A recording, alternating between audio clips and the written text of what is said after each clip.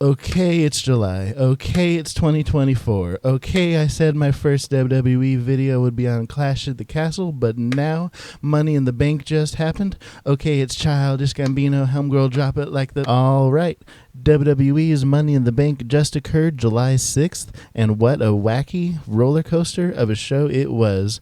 I will get to it relatively soon in this video, but first, as this is my first WWE video on my channel and we're 7 months into the year, why don't we start by taking a quick look back and recap the year, lightning rounding every match on pay-per-view in 2024 so far. That seems like a good place to kick this off. 2024 kicked off strong enough how New Year's usually do in WWE, with a few exceptions, with a 4-match Royal Rumble show. One thing notable off the bat as we get into these, WWE's match cards for premium live events seem to be getting shorter and shorter these days. Royal Rumble is excusable since 30 men and 30 women are busy with the Royal Rumble matches themselves, but when later on we'll see 5-match shows all with basically one-on-one matches, I start feeling a little down thinking WWE premium live events these days only use about 10% of the active roster at any given time. The shorter run times of these shows are welcome, but I miss the people we don't see and feel like there are more matches deserving of the premium live event spotlight that have to get relegated to Raw and SmackDown instead. I'm sure there's some way out there to perfectly balance runtime with getting every deserving match and storyline on the card. Until that balance is made, though, I'm here almost missing the era of brand-exclusive pay-per-views. Almost. Anyway, I've digressed long enough already. Royal Rumble on January 27th, Vince McMahon finally being fully removed from the company only days prior thanks to the filing of Janelle Grant's lawsuit and not returning since. The first match of the night was the Women's Royal Rumble match. Now, full disclosure, going back to the Royal Rumble almost 6 months ago, though I started taking notes eventually thinking I could make some use of them, Royal Rumble is a show I was not yet taking notes for, so my ratings for these first couple shows will be based entirely on memory and may not be accurate in the end. That said, let's see where the Women's Royal Rumble match falls on my 5-star rating scale, where I'll be keeping track of every match in this here Excel document. Seeing the return of Naomi, who left in 2022, the TNA crossover Jordynne Grace appearing, the debut of the Nia Jax eliminating Jade Cargill in WWE, the return of Liv Morgan from a 6-month injury, and Bayley winning from the number 3 spot after over an hour, the Women's Royal Rumble gets 3 3/4 stars from me. Bayley was a great choice to win this year, setting up well her face turn against her own team Damage Control to challenge Io Sky at Wrestlemania. Surprisingly next, considering Roman Reigns is competing in a rare non-main event, Roman defended his WWE Championship against Randy Orton, LA Knight, and AJ Styles in a fatal 4-way. Roman pinned AJ Styles to win in a good match, but the winner was never in any doubt. Predictable to a fault, 3 1/4 star. Largely the same for Kevin Owens versus Logan Paul for the United States title. Good action, predictable, but this gets bumped up just slightly from the previous due to the finish at least being unique, with Kevin Owens taking away Logan Paul's brass knuckles and using them against him, but getting caught with them at the last second and getting disqualified because of it. Kevin Owens putting Logan Paul through the announce table anyway afterward is the cherry on top of the 3.5-star score.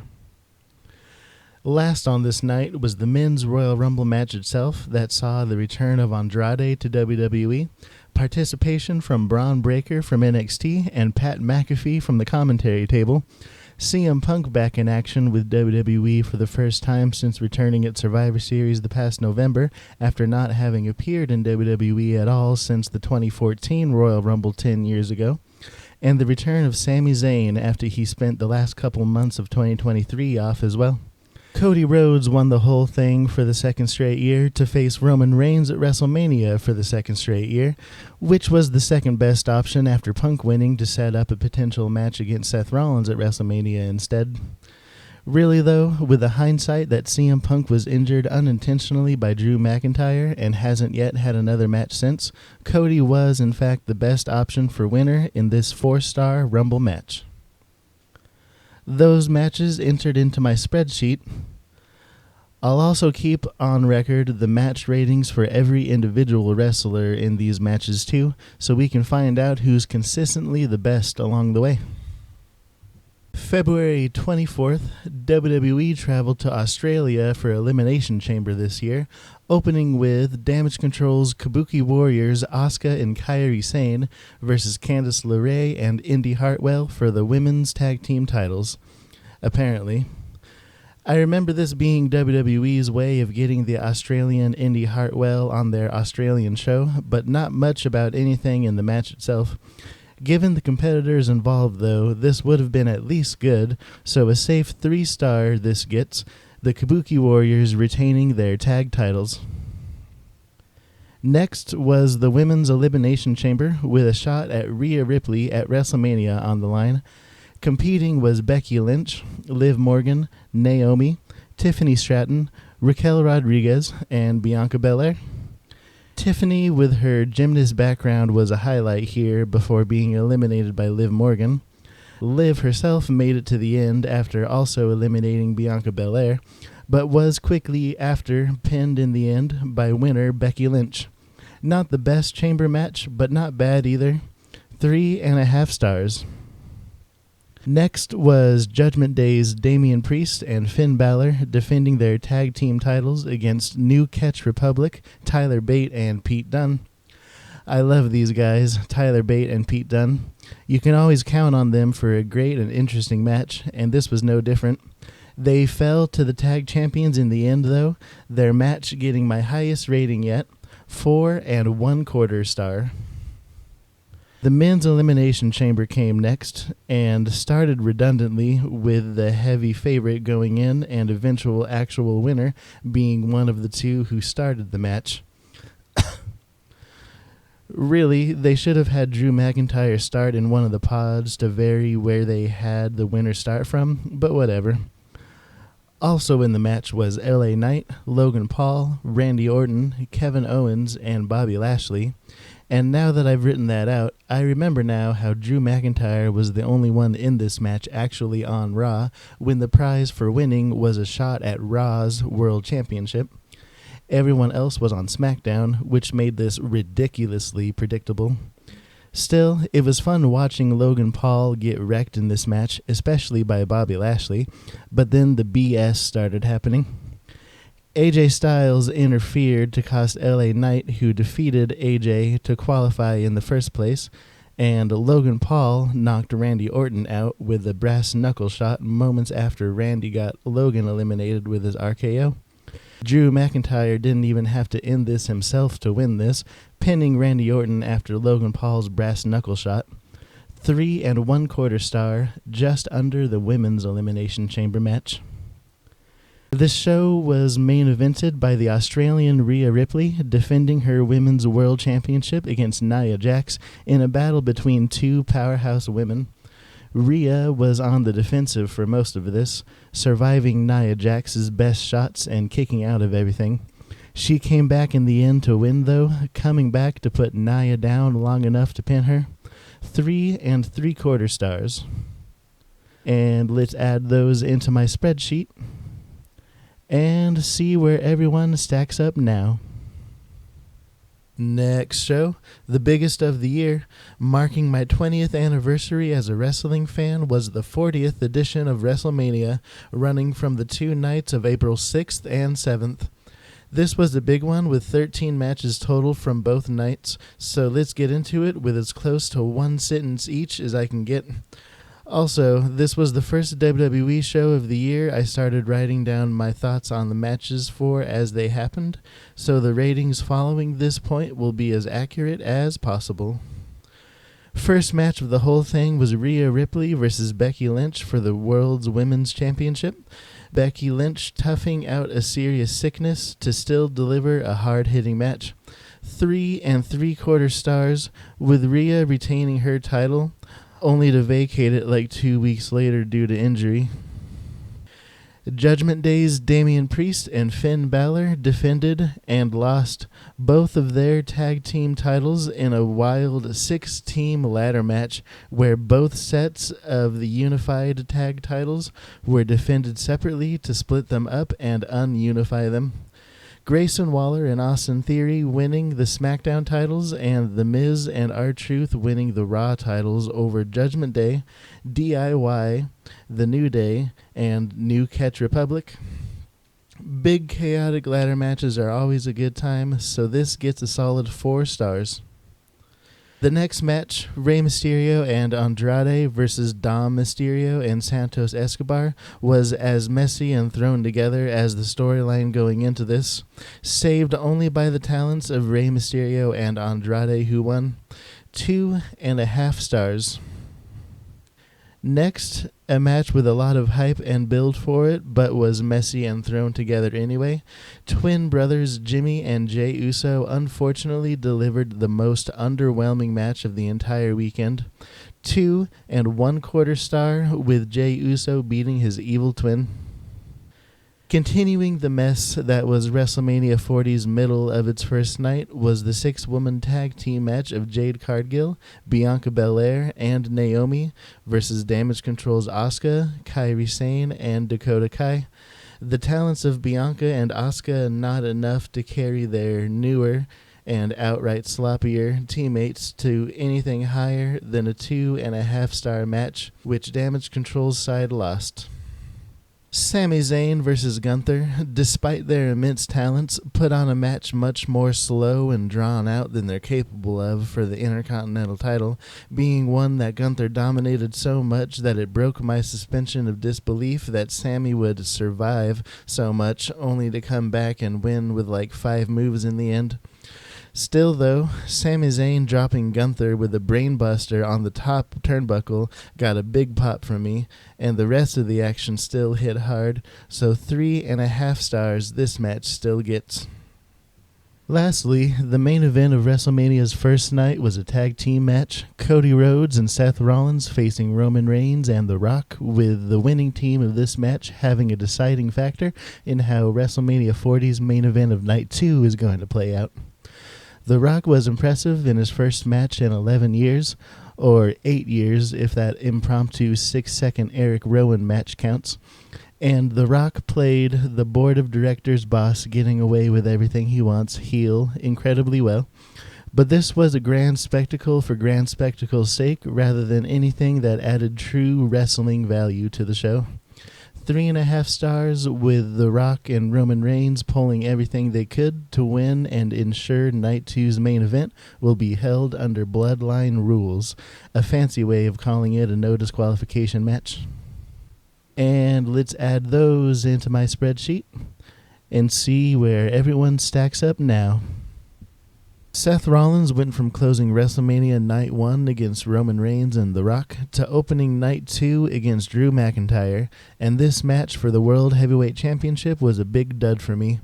This match was little more than finisher spam with very little spots of actual interest, but at least was still energetic enough to get the adrenaline going. Including the Money in the Bank cash-in of Damian Priest, however, after Drew McIntyre took the time to gloat and rub his new championship in the face of CM Punk, whom he injured at Royal Rumble, only for Punk to make him pay with an attack of his arm brace, bumps my score up for this overall package of a match segment, me being a fan of seeing Drew suffer after deciding that being an asshole is how he wanted to rise back up to the top of WWE. 2.5 stars overall for the lame match, yet satisfying Money in the Bank cash-in. Damian Priest walking out with the World Heavyweight Championship after putting Drew McIntyre in his place. The next match was sloppy and disjointed, but still was a lot of chaotic fun. Bobby Lashley and the Street Profits versus Karrion Kross and the Authors of Pain in a Philadelphia street fight, with Bubba Ray Dudley coming out as guest referee and the one and only Snoop Dogg on commentary. This match really made me wish Snoop Dogg would come back to commentate on more matches regularly, but anyway, 2 3/4 stars for this car crash of a match, Bobby Lashley and the Street Profits coming out on top. Grudge match between LA Knight and AJ Styles next. Nothing really stands out as being special, but this match still hit hard and was well worked as expected for who's involved. A solid 3.5 stars for their efforts, Knight beating Styles. Triple threat for the United States title up next. Logan Paul with an anthropomorphic prime bottle defending against Randy Orton and Kevin Owens in a fun 3-way. Logan Paul got beat down. The prime bottle, or the man inside I Show Speed, got RKO'd. But the fact that Logan Paul won this to still be U.S. champion ended this match on a bummer. 3 3/4 stars in the end. Bayley next made good on her Royal Rumble win and break up with Damage Control by defeating Io Sky in one of the best women's matches I remember seeing in all of WrestleMania history. Good on them for their 4-star score. Finally, in the main event of the whole weekend, Cody Rhodes finished his 2-year story since returning to WWE by finally overcoming Roman Reigns and his bloodline family and capturing the WWE Championship that his dad Dusty Rhodes never officially held. With a little help from his friends Jey Uso taking evil twin Jimmy out of the equation, John Cena neutralizing the enforcer Solo Sikoa, Seth Rollins in old Shield gear to distract Roman and take a bullet for Cody, and The Undertaker showing up to take The Rock out because Stone Cold Steve Austin couldn't make an appearance for one reason or another. The right call was made, finally ending Roman's reign and closing WrestleMania 40 with as feel-good of an ending as possible. Cody Rhodes with all of his friends in the ring. 4 stars. And let's add those into my spreadsheet and see where everyone stacks up now. Following this year's WrestleMania festivities, WWE made their way to France for Backlash, taking place on May 4th.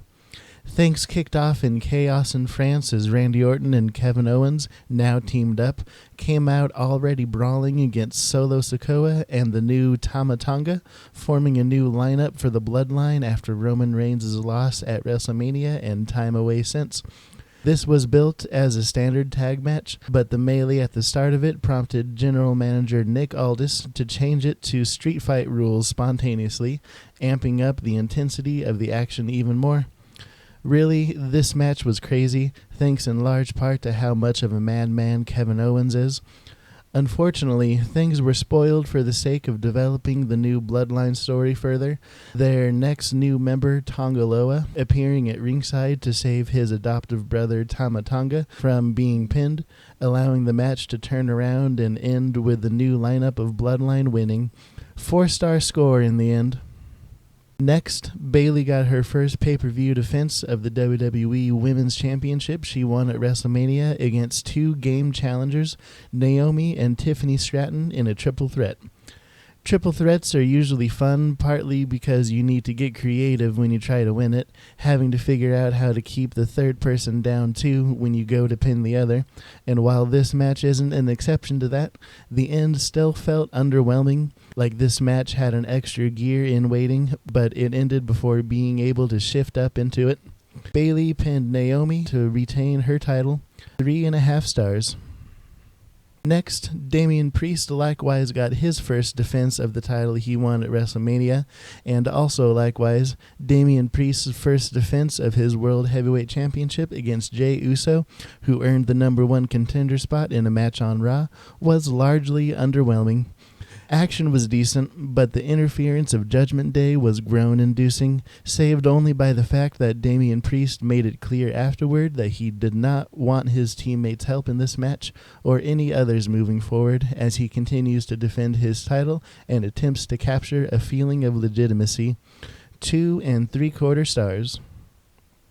In the next of 4 title matches at Backlash, Kabuki Warriors Asuka and Kairi Sane of Damage Control attempted to defend their women's tag team titles against Jade Cargill and Bianca Belair, who beat them at WrestleMania, but in 3 versus 3 action instead of a standard 2 versus 2 tag team match. This match was a lot of fun. The action was great. The finish saw an exciting title change with the women's tag team championships going to Bianca and Jade. And oh my god, the sheer power of Jade Cargill manhandling around the much smaller Kairi Sane in the end was insane. 3 3/4 stars overall, just below the show's opener. Last for Backlash, Cody Rhodes went from dethroning Roman Reigns at WrestleMania to facing AJ Styles in his first defense of the WWE Championship. Two good old-fashioned Georgia boys putting on a hell of a match which saw both competitors unearth some of their most impressive yet lesser-seen moves.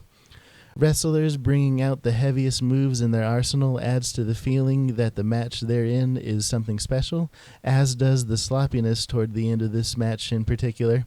Wrestlers getting sloppy, whether intentional or not, adds to the story of exhaustion and desperation setting in, and that the hits they've taken up to that point is having an effect on them. In that way, this main event was excellent, Cody retaining his title in a 4.5-star match. And let's add those into my spreadsheet and see where everyone stacks up now. Within the same month, traveling abroad again, WWE continued its contractual obligation to hold events in the Kingdom of Saudi Arabia twice a year, with this year's King and Queen of the Ring event in Saudi Arabia on May 25th. Let's speed right through this. In a match on the pre-show, Candice LeRae and Indy Hartwell got their second chance at the women's tag titles of the year, this time as heels against new champions Jade Cargill and Bianca Belair. Candice and Indy's heel turn mattered not, as their loss stayed the same, Jade and Bianca retaining the tag titles, debuting a really cool-looking tag team finishing move, combining a codebreaker type move from Bianca into a wheelbarrow German suplex from Jade. A good way to start the show, 3 1/4 star. Next, concluding the immediate fallout of Rhea Ripley's injury on Raw and vacation of her Women's World Championship, Becky Lynch defended the title she won in a sudden battle royal on Raw against what likely would have been Rhea's next challenger, Liv Morgan. This match was worked extremely well. I especially enjoyed their exchanges of submission holds and showing off of new moves we don't see often from these two. Becky winning the title in the Battle Royal only to then properly pass the torch to Liv Morgan was the right call too, but I'm torn on rating this with my current despising of Liv Morgan's heel turn in hindsight. She was a star as a gutsy anti-hero, and her heel turn to try worming her way into Judgment Day to take Rhea's place wasn't necessary. Still, I'll side with judging this match in a vacuum and not take everything afterward into consideration, so 3 3/4 stars it gets. After that was a triple threat, Sami Zayn defending his Intercontinental title against challengers Chad Gable and Bronson Reed. These three are all incredible athletes and workers, and while I have my gripes too about Chad Gable and his heel turn into a disgusting abuser of his Alpha Academy students, insulting them and gaslighting them into helping him cheat to win the Intercontinental title after proving incapable of winning it himself after numerous fair attempts, when Otis especially shouldn't be intimidated by Chad Gable in any way, shape, or form and put up with anything from him. This match was still hard-hitting and exciting despite that. Sami Zayn retains the Intercontinental title in a 4.5-star match. Match of the night for me. Next up, the first of the two tournament finals that this event is named after. Lyra Valkyria from Raw took on SmackDown's Nia Jax in the final of the Queen of the Ring tournament. This match was short but hard-hitting, ended abruptly but not in a bad way, in a way that ended with Nia Jax turning Lyra Valkyria into a pancake with her Annihilator. Nia Jax was crowned Queen of the Ring, and deservingly so. She's shown she's improved greatly in the ring since returning to WWE the previous year. 3 1/4 star. Next, the final of the 2024 King of the Ring tournament saw Gunther from Raw take on Randy Orton from SmackDown. The great action in this match was soiled by its botched finish, Gunther pinning Randy Orton despite Randy's shoulder being a mile off the mat. Still, Gunther being crowned King General made sense to follow up from his record-breaking Intercontinental title run, though the follow-up from here is still yet to be seen, as I've hardly seen him on Raw since this win, and rumblings online say he may fail in his subsequent SummerSlam title shot he won as a prize too. So we'll see where this goes, but this match gets 3 3/4 stars. Last, this event was main evented by Cody Rhodes defending successfully his WWE Championship against Logan Paul, WWE's United States Champion, though his title wasn't on the line as Logan Paul made sure to have written into the contract of the title match. This was a solid, well-worked main event that went off without a hitch, Cody Rhodes overcoming Logan Paul's attempts to cheat with his brass knuckles and such yet again. 4 1/4 star to close out this Saudi Arabian show. And let's add those into my spreadsheet and see where everyone stacks up now. So that brings us up to what my first WWE video was supposed to be focused on when I was originally recording my channel introduction video, Clash at the Castle in Scotland on June 15th. We're almost there to being caught up for the year so far now. Let's not waste any more time and dive in. Opening this show was Cody Rhodes and AJ Styles rematching from their Backlash meeting in France, this time in an I Quit match, which only ends when one competitor verbally says that they quit. Most of the action up to the finish was decent, but this sequel was not as hot as their original. A highlight of the match was a pretty crazy brainbuster on the announce table, but Cody's mom slapping AJ about as gently as I pet my cats when I get home from work, AJ Styles strangling Cody Rhodes' forehead with a belt, and world-traveled 25-year veteran ex-Bullet Club leader AJ Styles being so afraid of getting hit with steel steps that that's when he chose to quit and throw away what might be his last chance at capturing another world championship before retiring, ends this match leaving me feeling quite underwhelmed.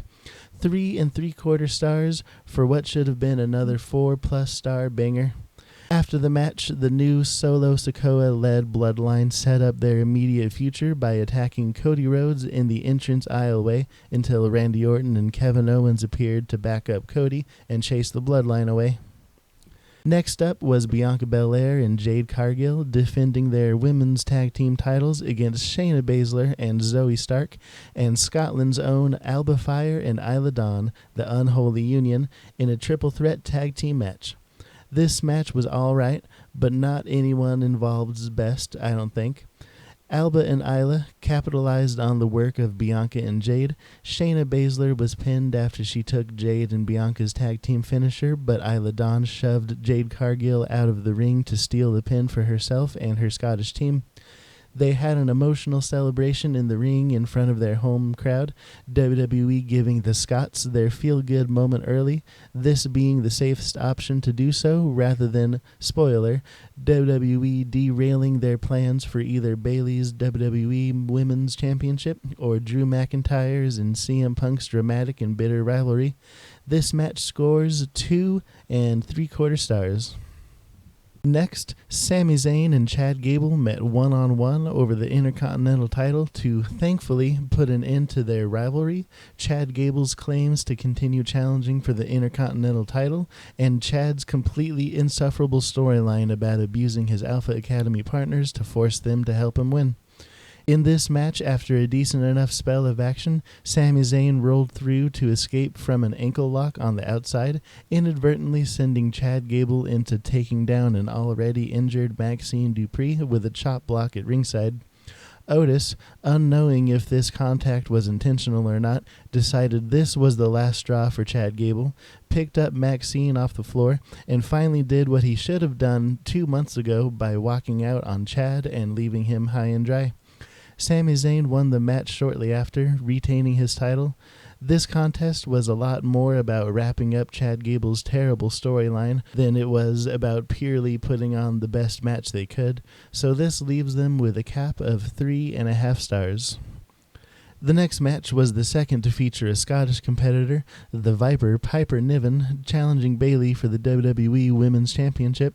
As spoiled by myself earlier on, Piper Niven was unsuccessful in dethroning Bayley, but proved herself at least to be a strong, worthy challenger, just as much as Bayley proved herself capable in taking down larger challengers ahead of Bayley's future upcoming meeting with Nia Jax at SummerSlam, as stipulated by Nia's Queen of the Ring win.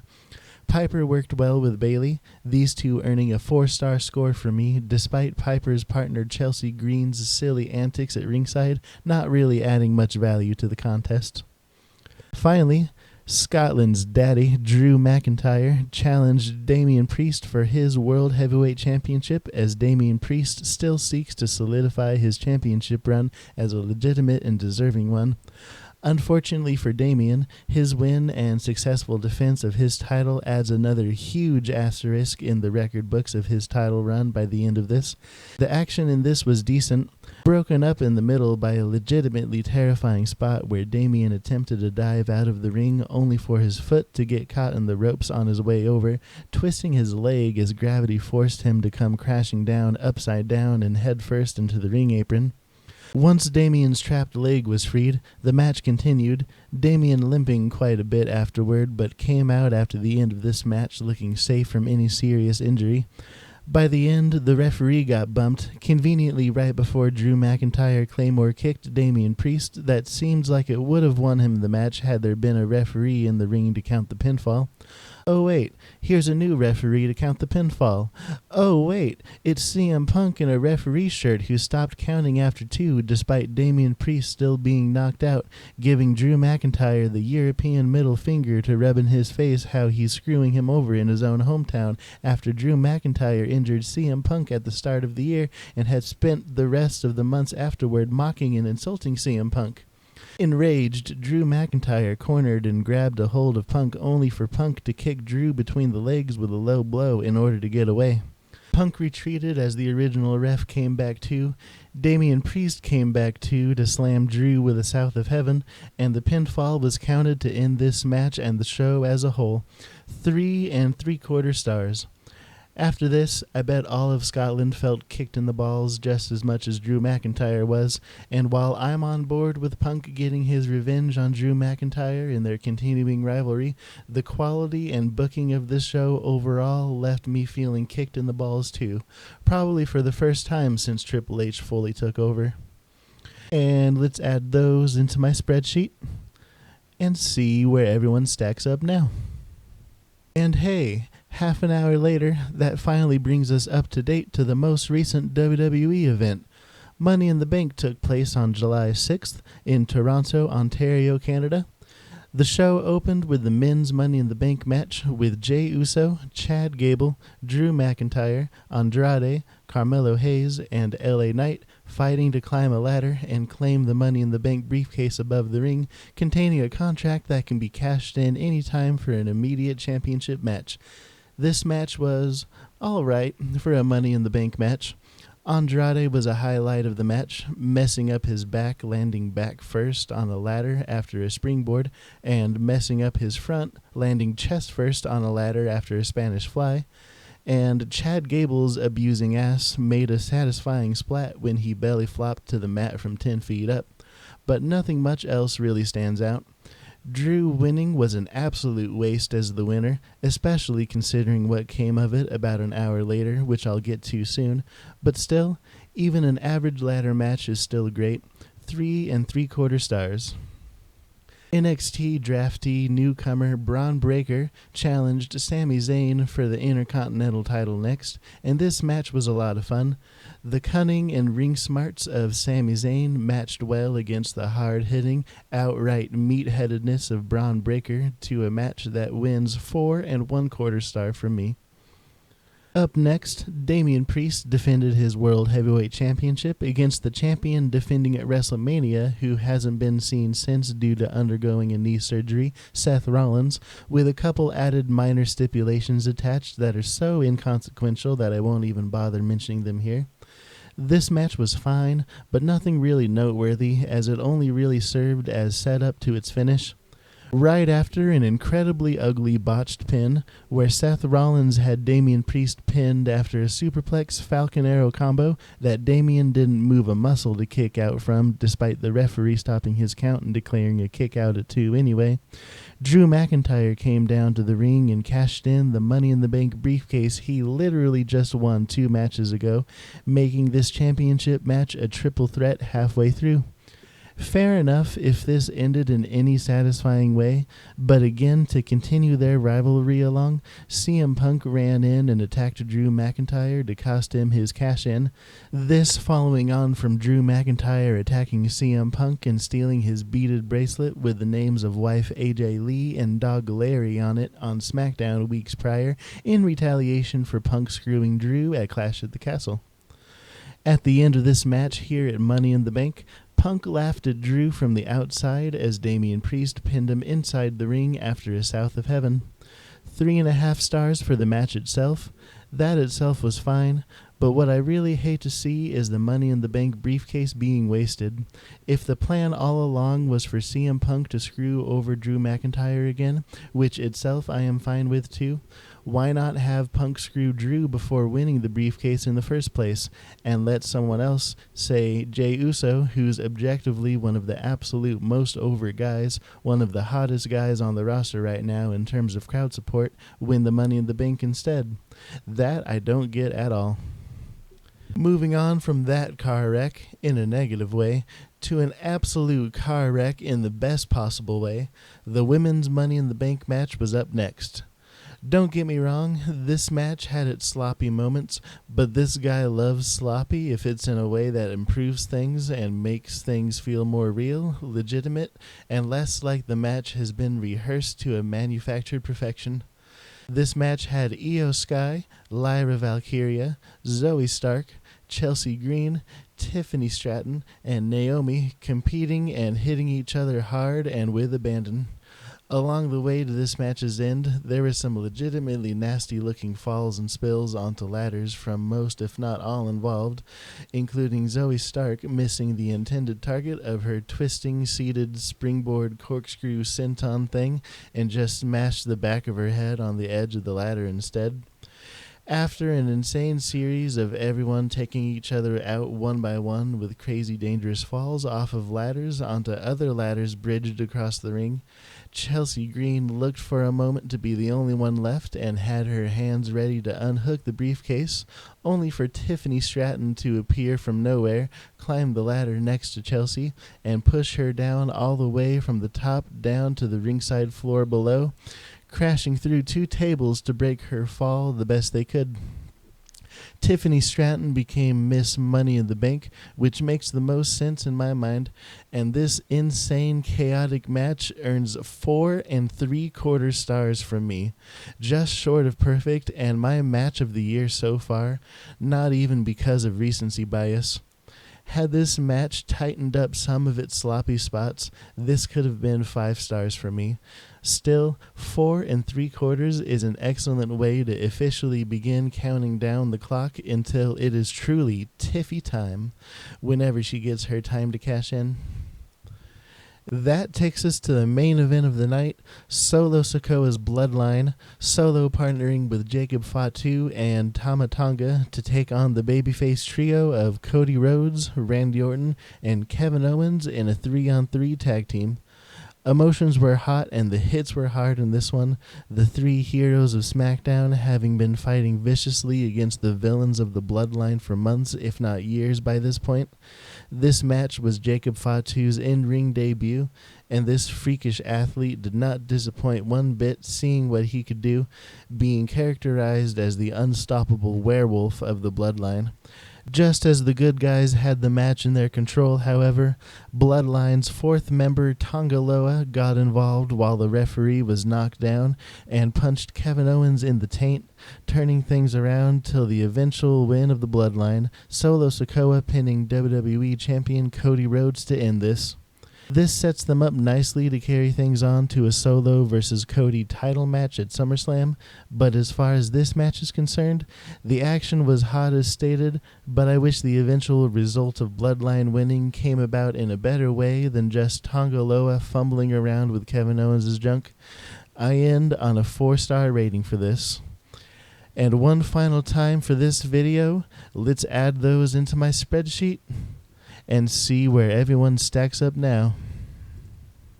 This at last catches us up fully with all of WWE's pay-per-views and pay-per-view matches so far this year. Counting WrestleMania 40 as 2 separate nights, that's 8 nights of pay-per-view wrestling in 7 months so far in 2024. By the time this is all recorded and edited, this will likely be a long video, so to anyone interested enough in sitting through all of this, thank you so much, and please hit that like button and subscribe if you haven't already, so you won't miss my next WWE video or anything else of my flying fair and Variety 5 topics. WWE's SummerSlam is the next show coming up on August 3rd, so I hope I'll be done editing this before then, so you can catch me again sometime after that where I'll be reviewing that show just as I've done with the shows in this video. I'll likely go through that show when it happens with around the same pace as each individual show in this video was covered. So my SummerSlam video, when I get to that after August 3rd, will only be a fraction of the length of this, but with all the same quality and charm as is my style. With any free time between editing this and covering SummerSlam, I will be beginning my playthroughs of Twisted Metal digitally on PS5, raw with unscripted commentary as I play, covering the second subject of my Flying Fair and Variety 5, my passion for gaming. I hope to see everyone watching this joining me for my gaming playthroughs as well, but if you're here for and would like to just stick to my WWE videos, that's all cool too. Either way, thank you so much for watching this. Much love, take it easy, and have a good one.